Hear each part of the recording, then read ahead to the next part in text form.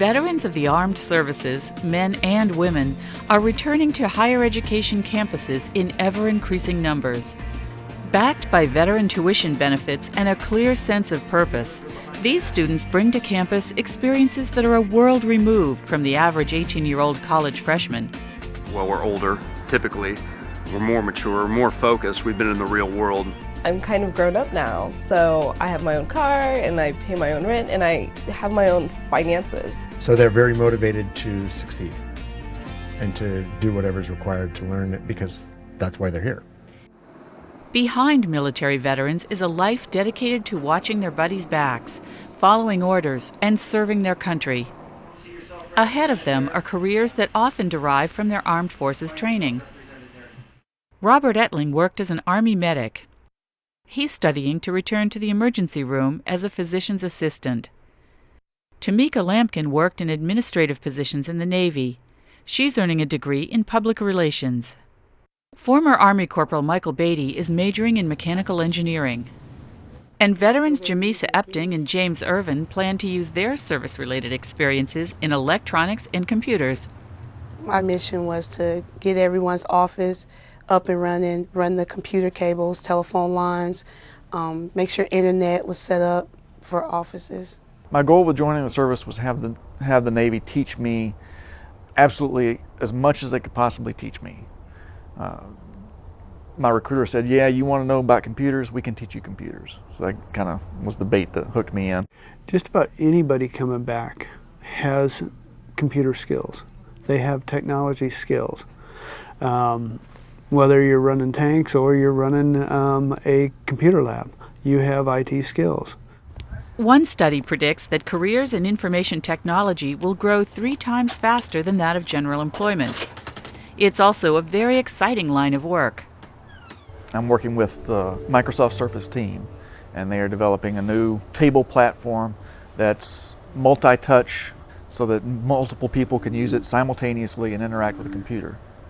It's breaking technology that's a lot of fun to play with. Some veterans are returning with injury-related disabilities. For them, information technology is a field with few limitations. If they return to campus with traumatic brain injuries, hearing or vision loss, or mobility impairments, assistive technologies can open paths to promising careers in computer programming, networking, and systems management. If they get the message out that, hey, you guys can do this stuff, we have the ability to train you how to in the field of computing and IT and technology. It's something that you guys are more than capable of doing. I think that gives a lot of these veterans hope for continuing education and a goal of achieving a job in that career field in the future. We talked about the methods DHCP versus static. The first step to an IT career may be a successful college experience. Supporting student vets, including veterans with disabilities, presents special challenges for college administrators and disability service providers. Understanding veterans' needs and experiences, and knowing how those differ from other students on campus, is critical. I think the most important thing is, first of all, to be welcoming. And when we talk to veterans, particularly our wounded warriors, their general attitude about this transition is they're afraid. And the reason that they're afraid is that they've come from an environment that they're well trained, and they have their battle buddy, they have their weapon, they have somebody that is protecting their 6 o'clock, watching their back, and this is a new environment. I think it takes a special effort to truly outreach to veterans, to let them know that we have programs that are designed for non-traditional students, and that we're here to listen to you and to truly welcome you into our communities. Some veterans may be struggling psychologically or have other invisible injuries. 1 in 5 soldiers coming back has an invisible wound. And the invisible wounds would be PTSD, post-traumatic stress disorder, mild traumatic brain injury, depression, anxiety. It's changed me a lot because I didn't want to be around people anymore. I used to be really outgoing. I can't have people sitting around me, behind me. I can't be in a large group. I get real nervous. I'll start sweating if I'm in a large group, people surrounding me. In class, student veterans may need to relieve anxiety by having space around them, standing up occasionally, or sitting in certain locations. I try to always be my back to the wall. I don't like people behind me at all. Most of these vets that have been in combat, they'll probably be sitting by a doorway. They'll probably be sitting by the exit. Other service-related injuries involve mobility or sensory impairments.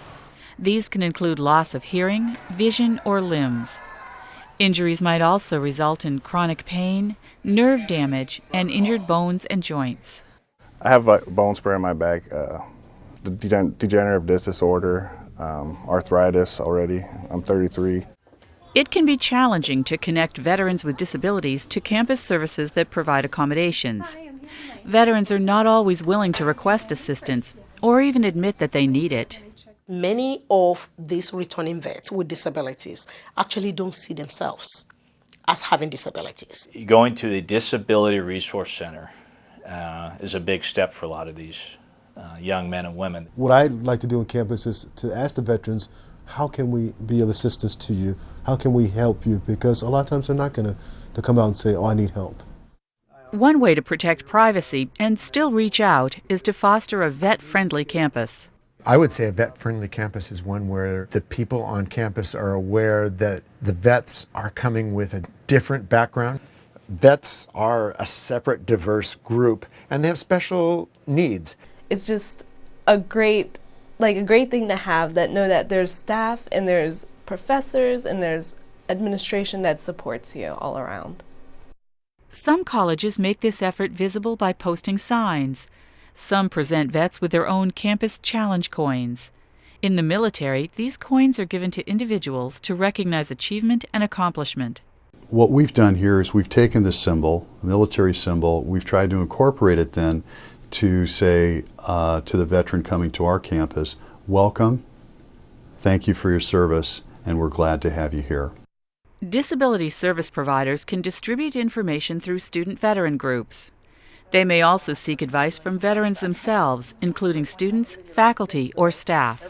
Another way maybe is for those of us who are either in the disability offices or people who are interested in helping this group of students to seek out our colleagues who are vets, capitalize on their experiences, work with those individuals. They've been there before. They've been there, they've done that. They understand exactly what it is, what the transition is all about, how difficult those types of things were for them. So when we engage those individuals, they can help engage other people who are either faculty or staff, so we can all work together. On some campuses, the vision is to centralize key veteran services in one location. By visiting a vet center, students can access information about disability services, financial aid, admissions and career counseling, and they can socialize with other veterans on campus. Our vision is to develop one comprehensive center that veteran students can come to.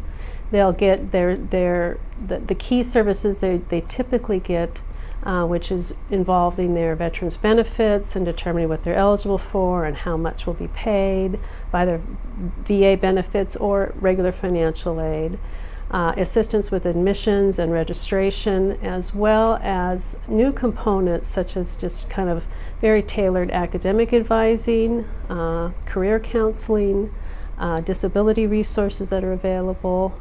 Off-campus, state employment offices such as WorkSource offer support for student veterans. Greg Lindvig is one of those who helps vets get benefits, find jobs, or return to school. He understands their experiences.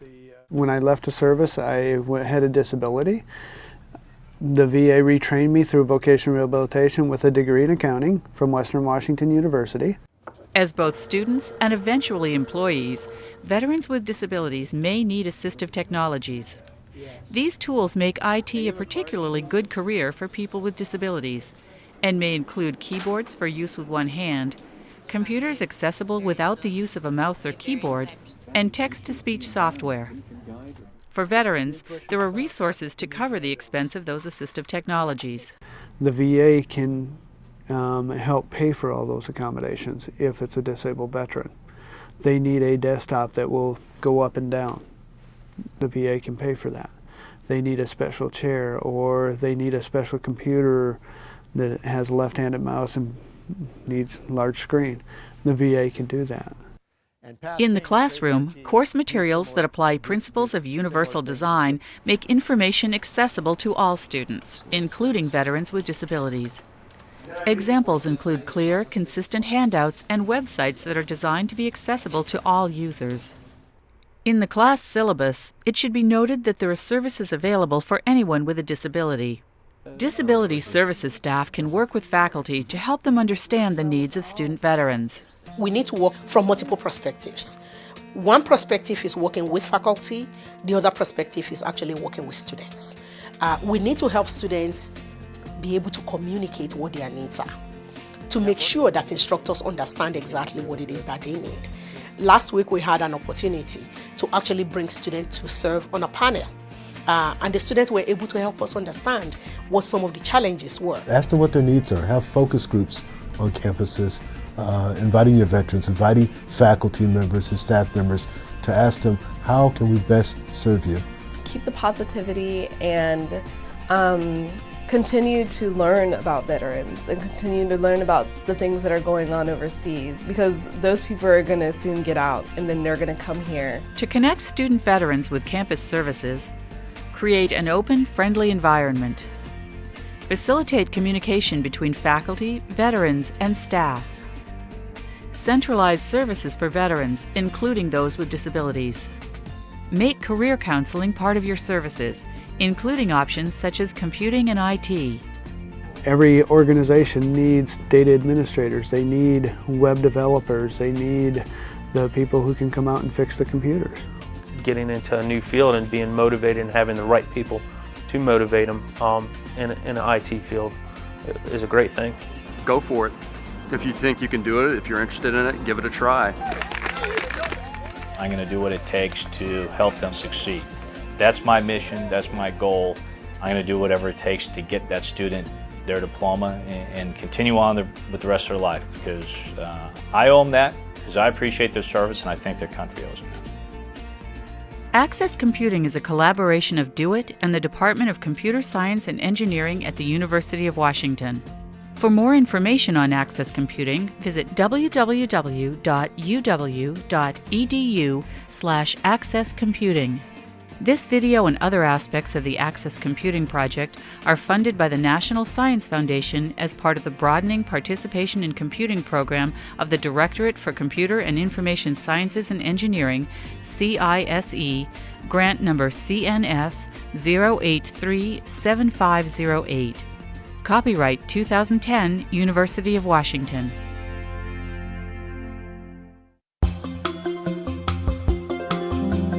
Every day, it's a bit of a miracle. Millions of people go to work, interacting in a complex web of interdependency. We communicate across cubicles and across country with equal speed.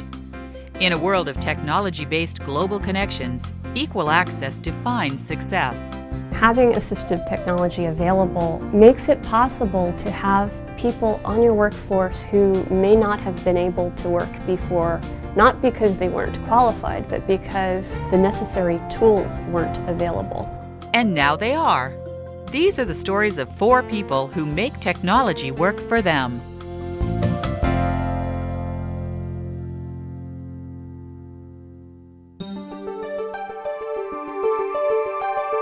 I have my dream job. I have the job I've wanted and loved since I knew how to write. I mean, I wrote my first short story at 7.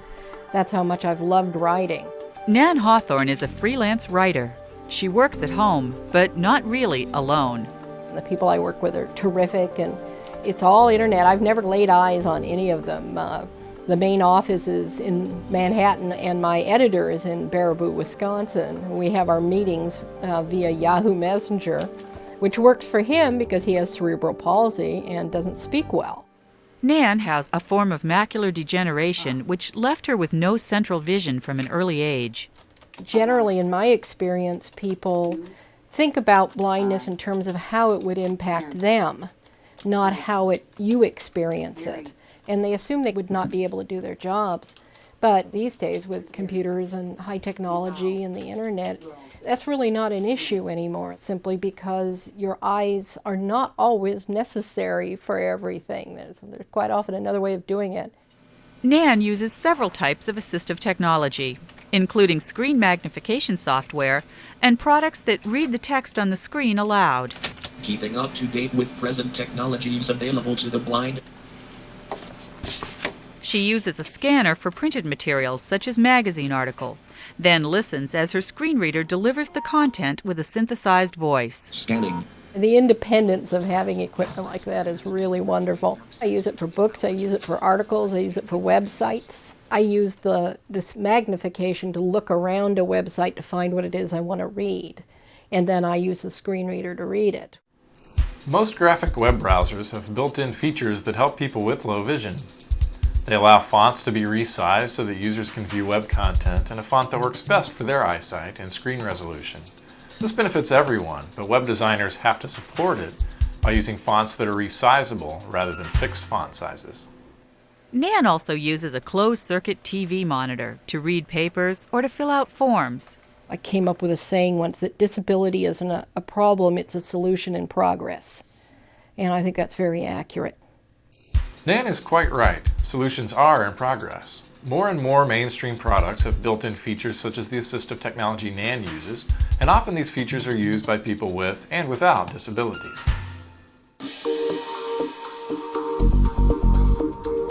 Mia Lipner is a software tester at Microsoft. What Microsoft does, and what I think is a best practice for any company, is when you're interviewing a potential employee and they are a person with a disability, that you are paying attention to their strengths and talents and the reason you were interested in them in the first place, and have less attention to what might be perceived as drawbacks or limitations. Assistive technology allows a user with a disability to access elements of a software application, especially if they can't use the standard modes of interacting with the software. I use a screen reader. If I need to read a document, I can use the screen reader and it speaks it aloud with a synthesized speech output. I have a Braille display that also works as a note taker. So it's more like a little notebook computer, but it also has a single line Braille display that I can use either as a standalone device to take to meetings, so I can write notes without speech output. The other things that are possible with this device is that I can hook it up to my computer and have it actually be a Braille display. Again, it's important for everyone to consider accessibility, including employers who are making purchasing decisions, and mainstream software and web developers must create products and content that are compatible with assistive technology. Thinking about these issues from the beginning helps avoid costly redesigns later. It's been improving, really. I've seen many more companies, many more websites starting to think about it a little more. But as far as accessibility is concerned, there's room for improvement for everybody. For some organizations, technology has to be accessible by law. For example, Section 508 of the Rehabilitation Act requires that electronic and information technology developed, procured, maintained, or used by the federal government must be accessible. This includes websites, computer hardware and software, information kiosks, and virtually everything else you can think of as electronic and information technology.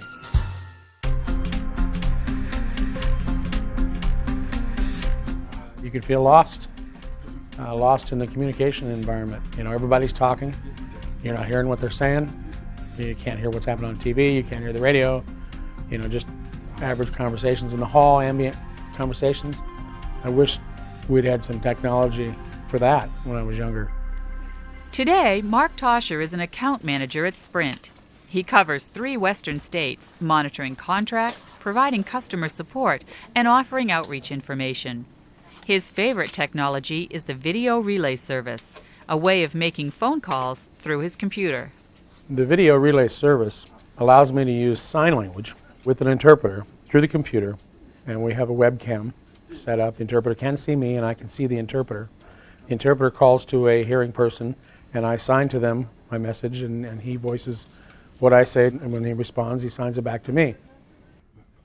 Technical issues that come up with a video relay service, there are a lot of different things that can cause some kind of technical glitches. For example, firewall issues. That would block me from seeing the interpreter. So we have to work around the firewall sometimes to resolve that issue. That's one possibility. Another one is that the picture quality may not be as good as it could be. We have to tweak it a little bit and set it up right, check the line, and there's a lot of troubleshooting involved there. The video relay service requires a high-speed internet connection and a webcam.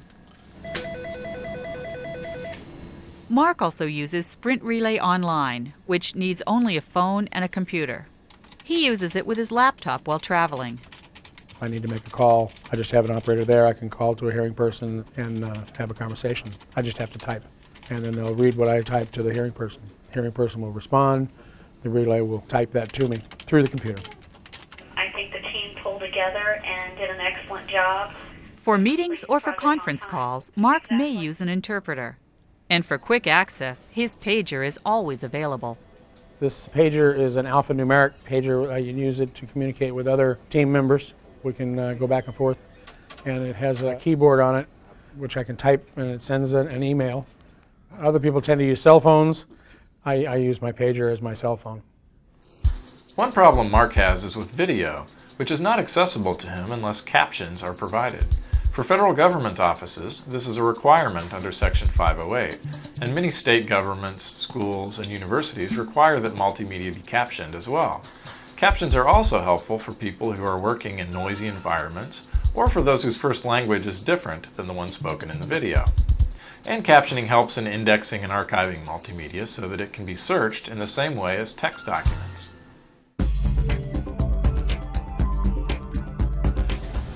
Mark Fristow is a rights and responsibilities counselor for students at Renton Technical College.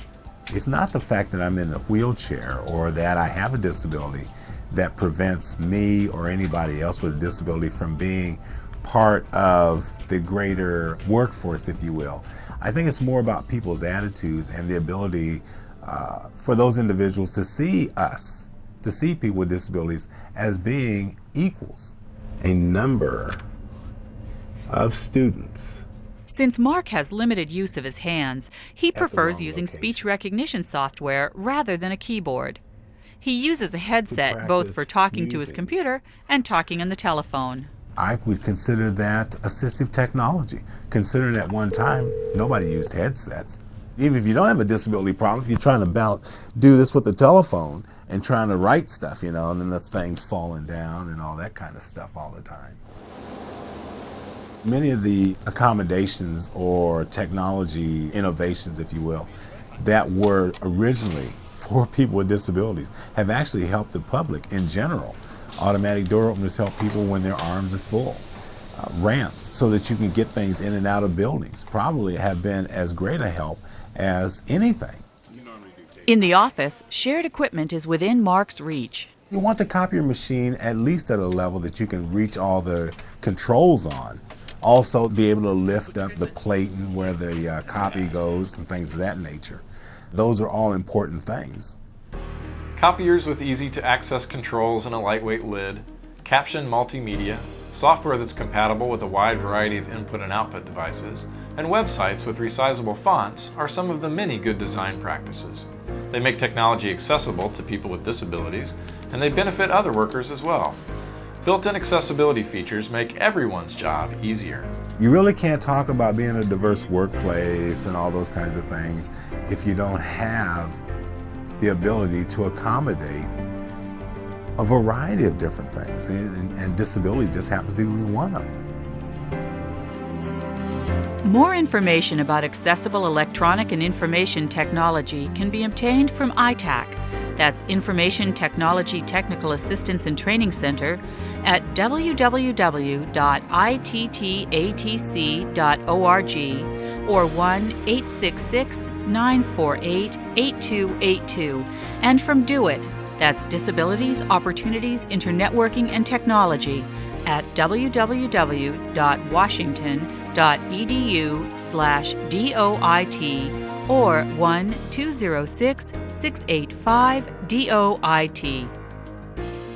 This product was developed as a collaborative effort of ITAC and Do It. It was primarily funded by the National Institute on Disability and Rehabilitation Research of the U.S. Department of Education, Cooperative Agreement H133A000405, and the National Science Foundation, Cooperative Agreement HRD 0227995. Any information, conclusions, or recommendations expressed in this material are those of the authors and do not necessarily reflect the views of the federal government. Copyright 2004, Georgia Institute of Technology and University of Washington.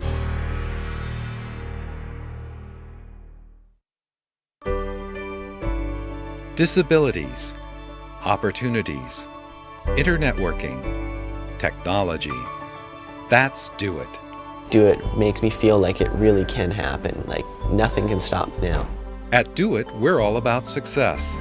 Being independent is something that's really important to me. It's like you actually did it by yourself, yay! Success in college. I want to study computer science. I learned how to do a web page. Success in careers. I'm really interested in technology and engineering. Success in life. Making friends is really big. You don't feel alone here, you feel equal, no matter what.